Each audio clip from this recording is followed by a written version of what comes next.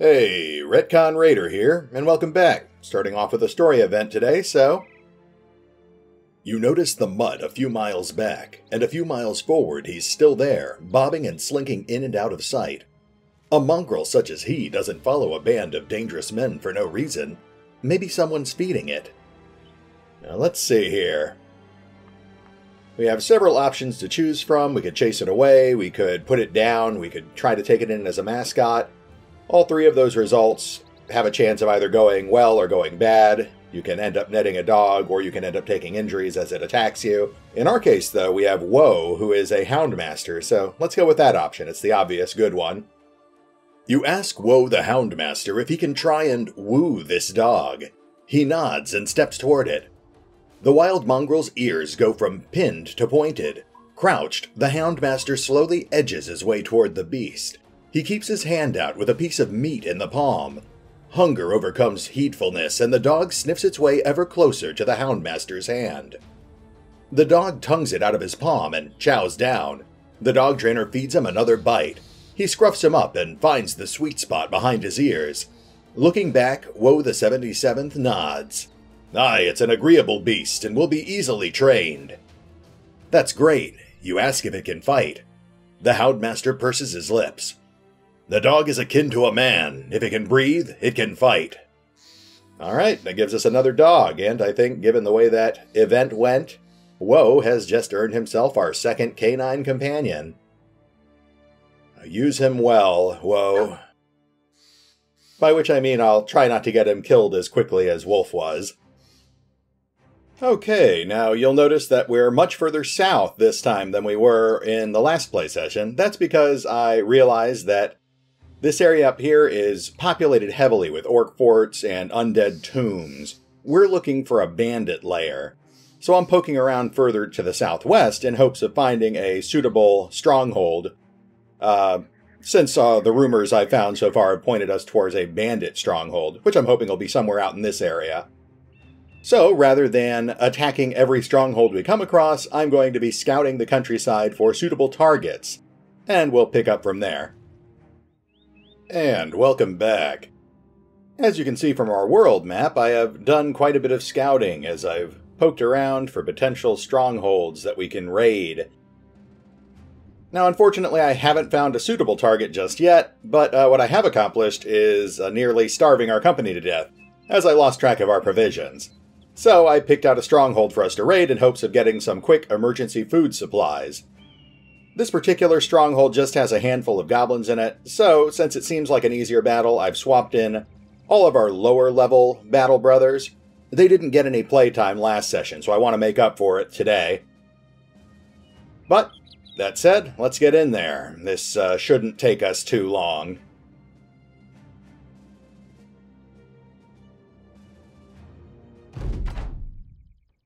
Alright, we're up against 6 goblin skirmishers. We outnumber them 2 to 1. I'm guessing this battle will be over in 5-6 minutes tops. Half these guys didn't even bring shields to the battle.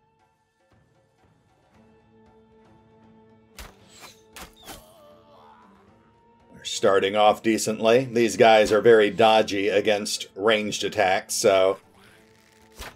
Ooh, and just as I say that, of course, Woztek takes off one of the goblin's ears. Okay, now, our archers didn't manage to take any of them down, but since these guys have pole arms in their front ranks, there's no reason for our front line to hang back. We're going to move up right away and engage them. See if we can cut down those pole armors before they start doling out bleeding injuries with their jagged pikes.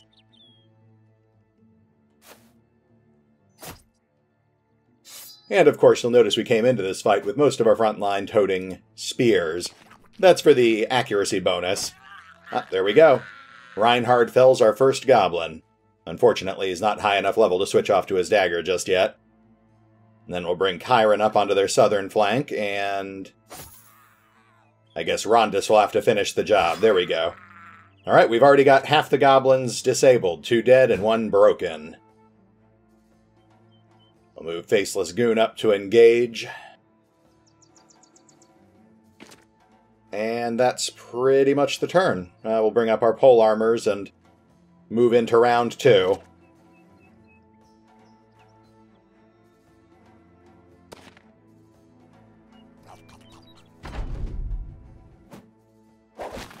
and there's the inevitable annoying goblin skirmisher tactics. Goon has been neutralized with a net. But, fortunately, we outnumber these guys 3-1 at this point.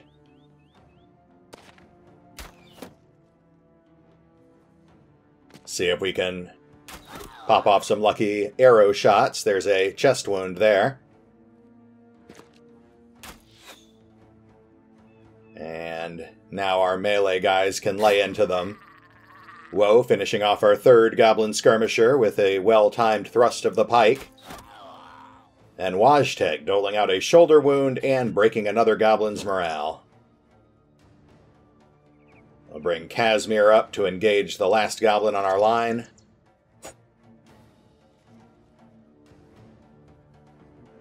I mean, we'll just keep moving forward. We'll get this guy out of the way, and then assuming that bola-wielding goblin skirmisher in the back is still hanging around, we'll start advancing on him. In fact, let's just go ahead and lock him down now. Just as well. Goon, sadly, is still locked down by that net. But I guess we didn't really need him anyway. Rondus finishes off our second-to-last goblin skirmisher. And yeah, the fight's pretty much over. At this point, we're just inching the rest of our brothers towards that last skirmisher to expedite his death. Alright, we still have this broken goblin to deal with, so let's go ahead and finish him off.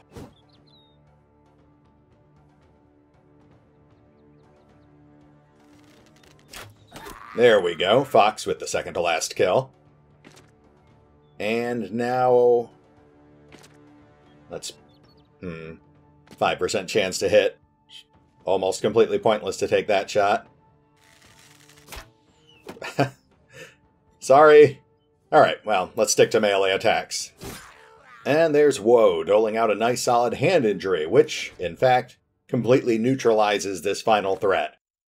At this point, the goblin is just waiting for us to kill it. And I think Roderick. There we go. Third time's the charm. Roderick finishes off our last goblin skirmisher, and that nets him a level up. Very meager food supplies, but at least we got a couple hundred gold worth of loot. Some other miscellaneous supplies. Unfortunately, those mushrooms aren't going to get us far, so I'm afraid we're going to need to immediately dive into another nearby stronghold. And if memory serves, we only have undead strongholds to our left, and the Wall Smashers encampment to our right, so looks like we're fighting orcs. Brace yourselves, Raiders. And we're back. Level ups handled, re-equipping taken care of, gear repaired. We're about as ready as we're ever going to be to head into the Wall Smashers encampment. Now, you know how bloody these orc fights get. I don't want to go in here. But unfortunately, I don't have much choice. The nearest town is too far away for the small amount of supplies we have left. So we've got to go in here and seize some provisions. Sadly, this is just the price I pay for my poor planning. Many orc young, a few orc warriors. Let's just get in there. No sense in dragging our feet. Now, our rookies did get a good warm-up with that goblin skirmish. That elevated terrain doesn't look good. But I've hedged our bets here by swapping in all of our high-level mercenaries again.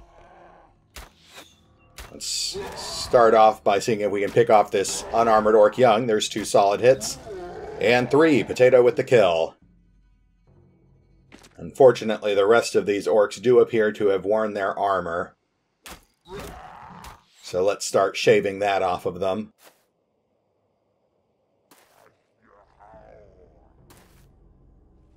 Okay, it looks like we're dealing with 5 or 6 orc young and 2 or 3 orc warriors. Okay, 6 orc young and 2 orc warriors. The orc young are weaker, but they're faster, so they're going to hit our lines first. That's why we've got the spears. I can't afford to advance because that elevated terrain is too dangerous, so instead we're going to force them to approach us over it, wasting some extra action points to engage.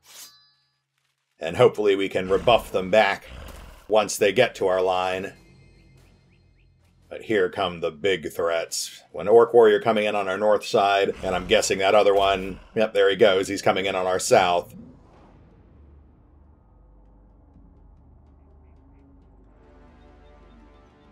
Oh, and Potato's got one more shot, so... at least he tried.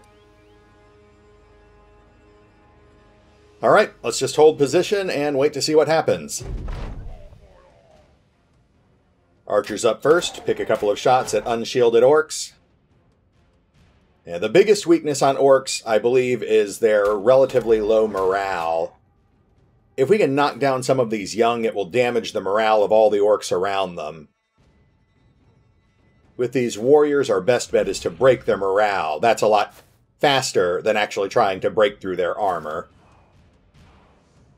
There are some perks I'd like to pick up at higher levels that will help with that, but obviously it's not an option right now. There we go. That orc is almost dead, and now he's missing an ear.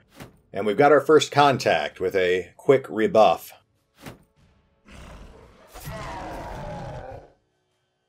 And Roderick keeps the northern Orc Warrior off our lines. Let's get our spear wall set again. Goon and Rondus will stay on the line for now. Ooh, nice. There we go. There's a quick kill.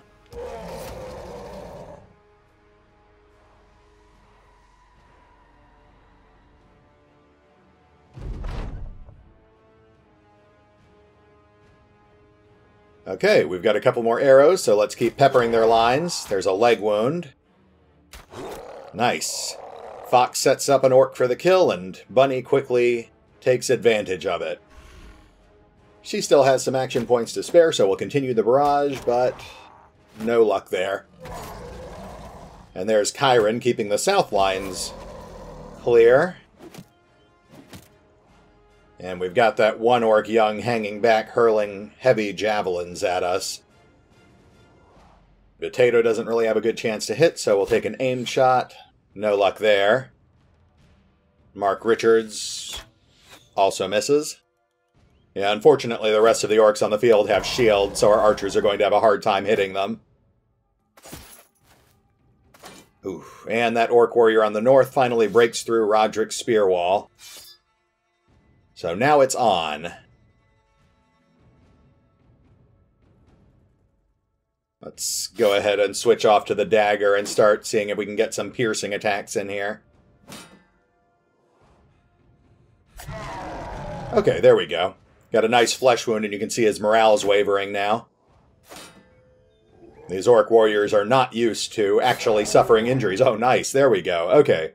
Vlad just totally broke that Orc's morale by shredding his ear off with his pike.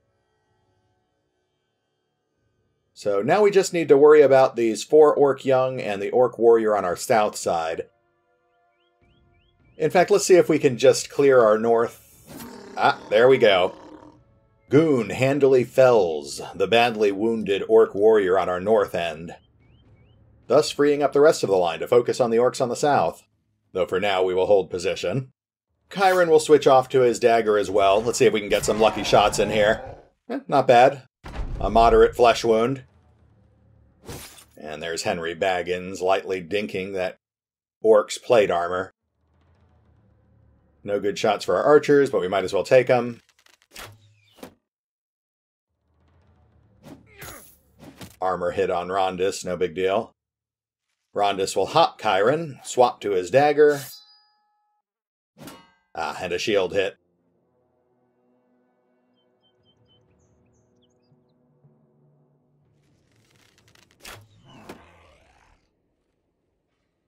I could just sneak a good arrow shot or two through here. We could start breaking these guys' morale, too. Yeah, no luck. And now Chiron is stunned. But fortunately, the rest of our boys are keeping the other Orc Young at bay. In fact, let's go ahead and start moving Goon and some of the other boys to engage.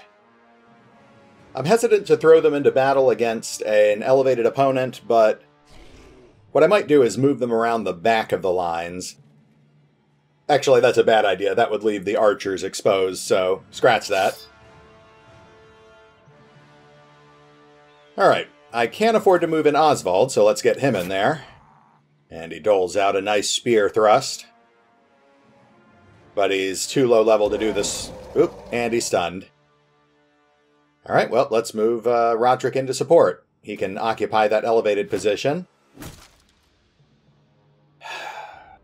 And there goes most of the durability on Chiron's shield. We're going to have to keep an eye on that. So maneuver I got a little closer. And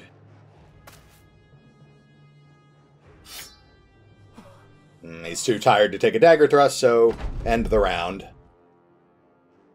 Alright, boys, keep piling it on. Vlad doles out another nasty hand injury.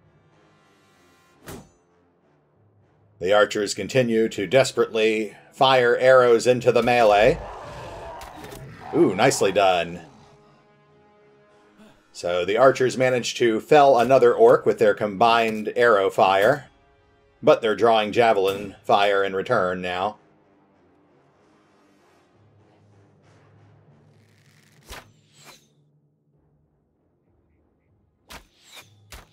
No other hits, unfortunately. Oh, I spoke too soon. Mark manages to sneak one in there.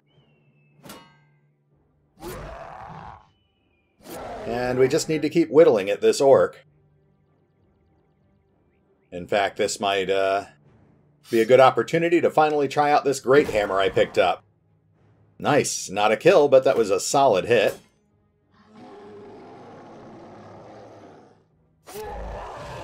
Ah, and there we go.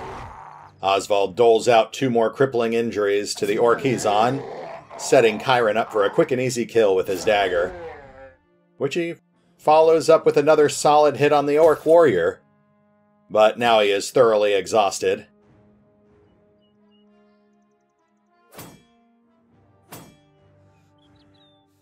Roderick is starting to struggle with exhaustion as well.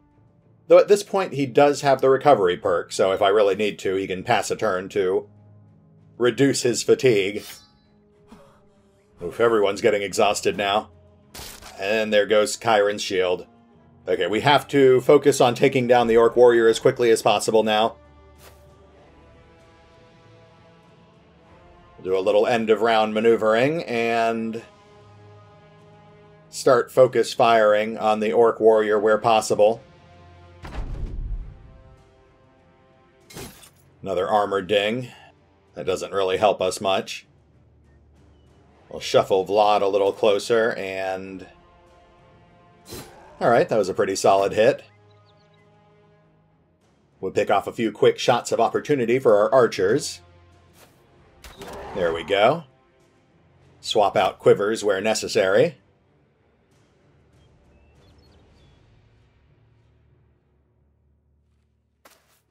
Nice. Fox drops another orc young. Let's see. No clear shots for Potato, so let's move on. We'll bring Goon down, but we'll switch him over to his shield, since he won't have enough action points to attack.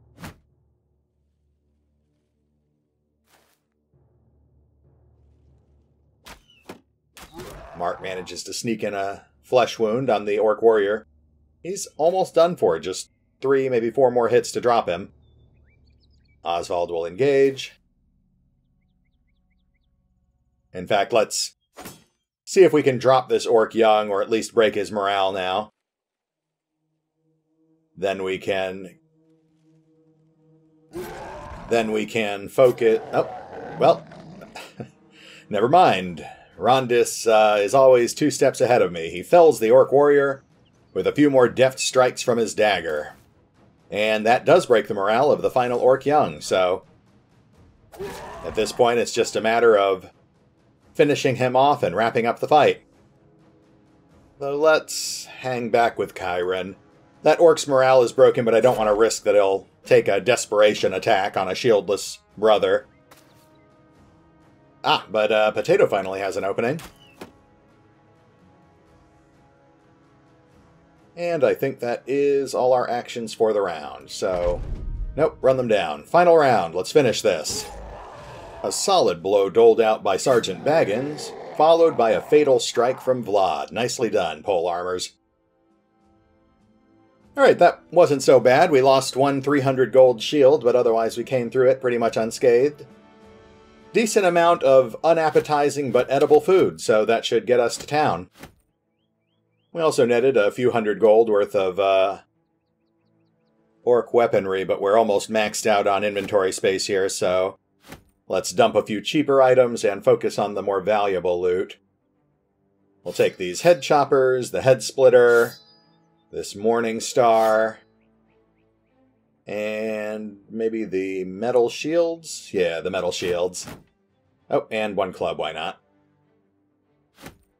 Alright, let's get back to town, sell this excess loot, and buy some food. There's no two ways around this. I got careless, and we almost paid a steep price for it. Things did end up working out for us this time, but I'm going to need to be more careful in the future. And once more into the breach, my friends. We still have about 10 minutes left on the episode's runtime, so I figured why not try our luck. We're stocked up on supplies, we picked up a secret weapon in Groninfest, and we finally managed to find a brigand stronghold, so hopefully this is the one we've been looking for. It looks good. It's a decent number of brigands plus a brigand leader. So fingers crossed.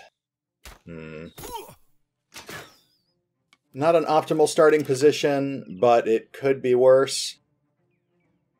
Let's hold off with the archers for a second. What we're going to need to do is move our front line up to a better position atop this plateau. Then we'll move the archers up behind them. Now, that is a decent number of raiders, but I think we can handle this. We came into this fight with flails, expecting enemies who forgot to wear their helmets, and we are not disappointed. I'm counting an awful lot of undefended noggins here.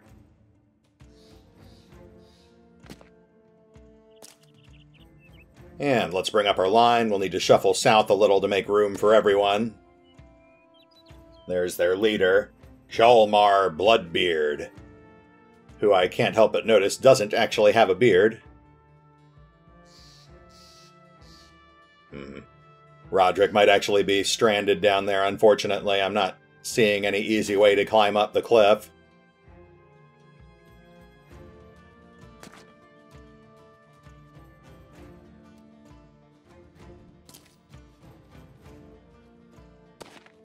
Alright, with Goon moved up, that creates a decent battle line. Now let's get our archers up there, under cover, behind their shields. And take some quick shot. Oh, nice! And there we go, Wojtek with a quick and easy first kill of the battle.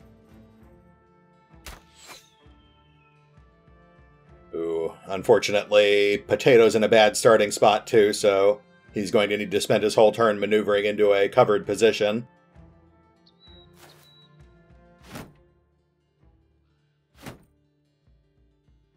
And I guess they see what we're doing, because here come their shield walls. Bring Mark up and pick off a quick shot. No luck. Okay, at this point we're... Well, let's get Woe up there. That'll work. No, over here. Okay, at this point we're just passing... Actually, they've got 2 crossbows and a hunting bow on the field. Let's shield wall to be on the safe side. And let's finish the round. Now let's see what the faster raiders do here.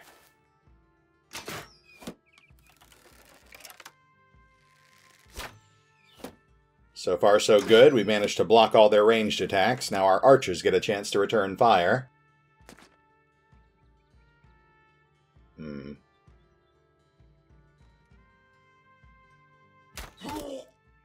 There's a nice hand injury, but that was a thug. He was already relatively harmless.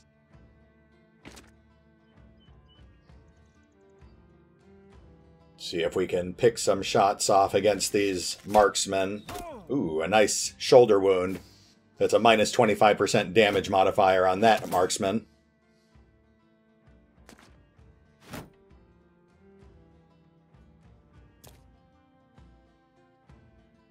And here comes Bloodbeard.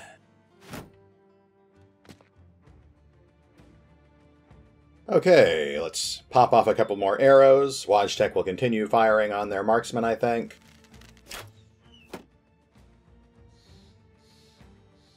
Followed by an arrow from Mark Richards.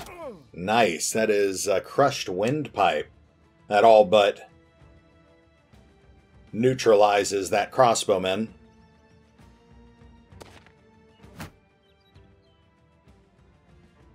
And I think it's time to engage, so let's move up and see if we can sneak shots past these shields. Hiron will lock down this Joker with the javelins. He can get there with just enough action points to spare for a quick dagger strike. Reinhard moves up and engages. But no luck so far. Now, unfortunately, Roderick's not going to be able to join us on top of the plateau, so he'll mop up these thugs down here. And Goon sneaks in a quick shoulder injury. Again, that's a minus 25% damage modifier on that bandit. Ah, and there's a chest wound on another raider. That is a penalty to his fatigue. Now let's keep our archers moving up where possible so that they can stay under cover.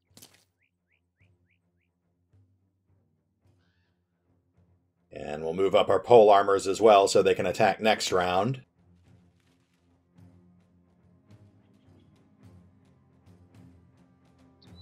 And it looks like we're moving into round 3. Oh, okay. I'll leave my archers exposed for 1 second, and Alessandro gets a crossbow bolt through the shoulder blade. Well, like I said, fortunately that's a relatively minor injury. He's going to dole out 25% less damage till it heals. But as far as crippling injuries go, that's not too bad. See if I can pick these marksmen off before they do any more damage.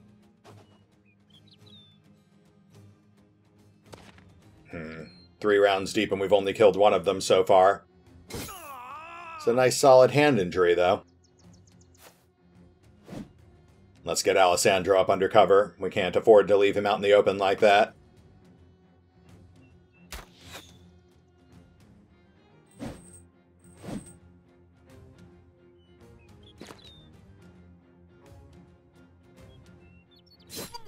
Nice. Henry Baggins handily dispatches the thug that was harassing him.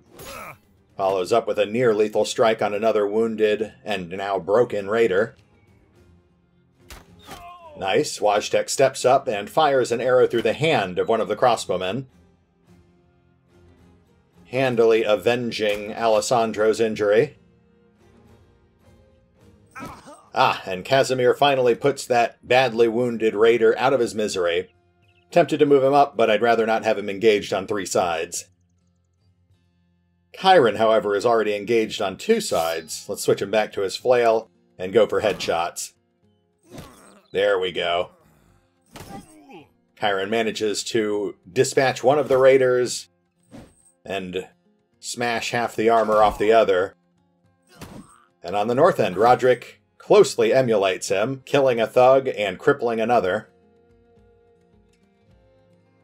And then Rondis. Rondis, what can we do with you? You're engaged with Bloodbeard, so unfortunately that means you're stuck on dagger duty. Good start, though. A pierced hand injury means he is, again, all but neutralized offensively.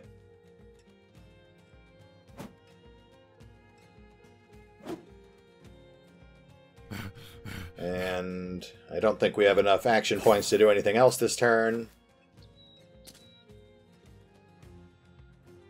Yeah, so let's move into round 4. Round 3 was a very good round for us. Ooh, and even under cover, Alessandro takes another light wound, but the enemy marksmen have set themselves up for return fire. I will happily return fire. Potato, what can you do here? There's a pierced leg.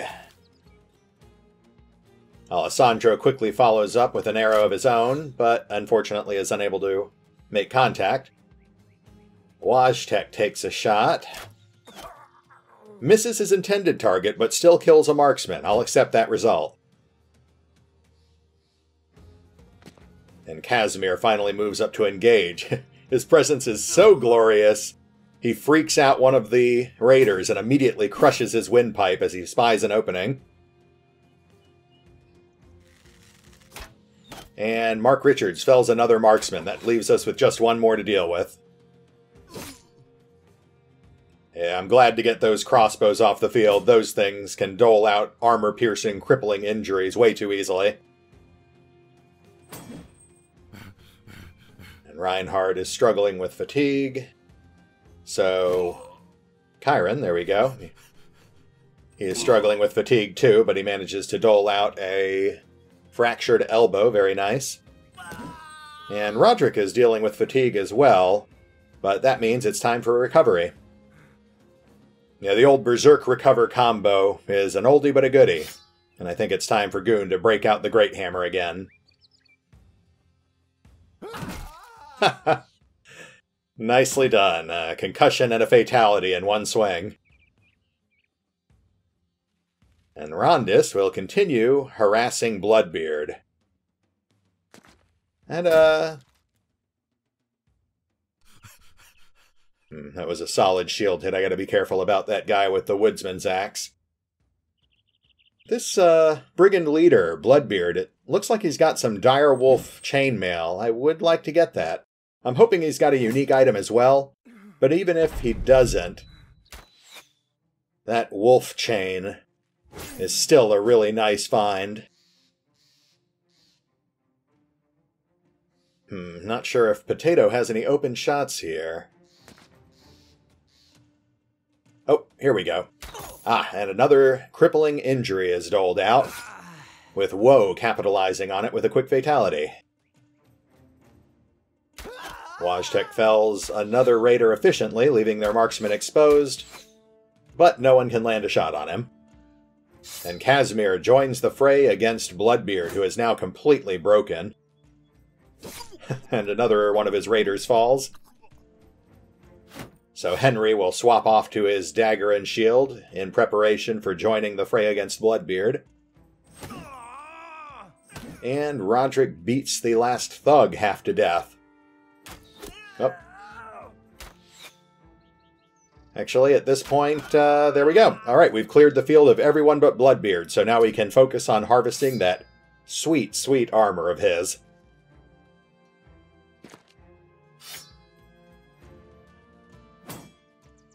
Let's see which of our brothers gets the honor of striking the killing blow. Well, there's a solid leg wound from Rondis. That sets him up for an easy kill to whoever can get in the next strike.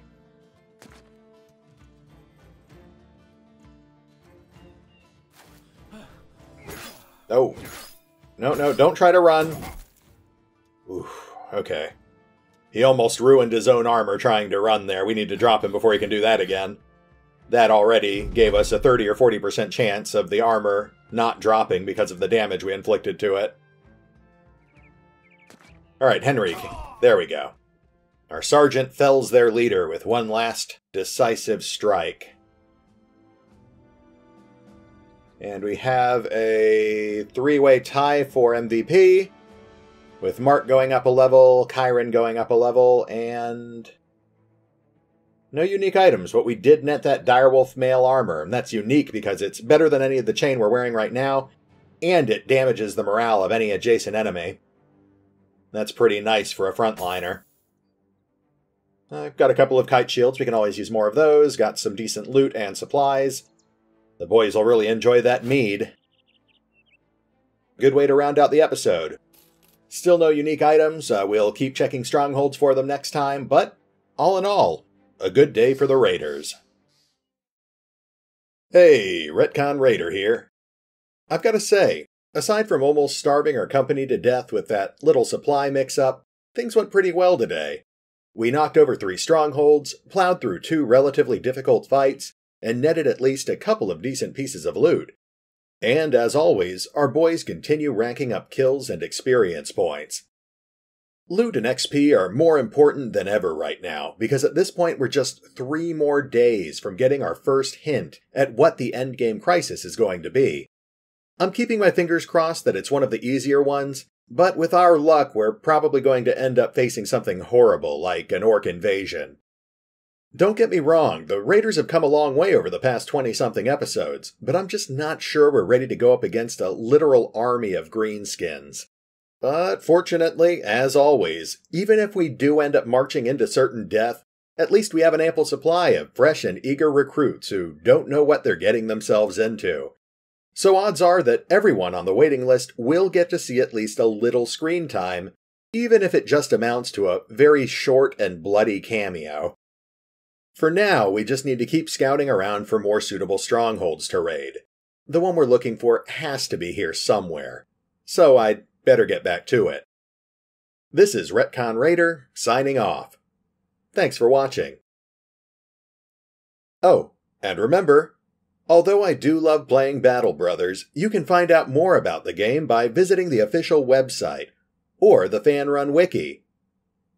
Links are in the description.